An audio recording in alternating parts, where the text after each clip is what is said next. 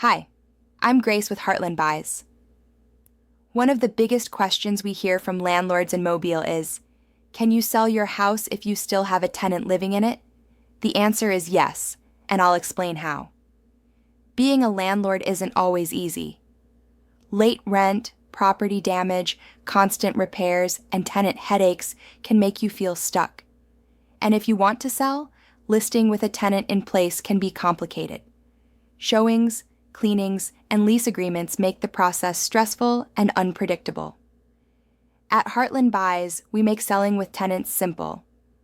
We buy houses in Mobile County with tenants still in place. That means no evictions, no waiting for the lease to end, no showings or open houses to disrupt your tenant. A fast, fair cash offer so you can move on without the hassle. We've worked with landlords across Mobile who just wanted peace of mind and a clean exit. Every conversation is confidential, and we'll handle the details so you don't have to.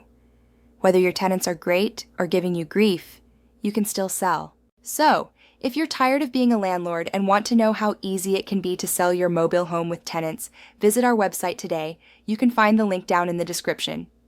Again, I am Grace with Heartland Buys, and we put the heart in home buying.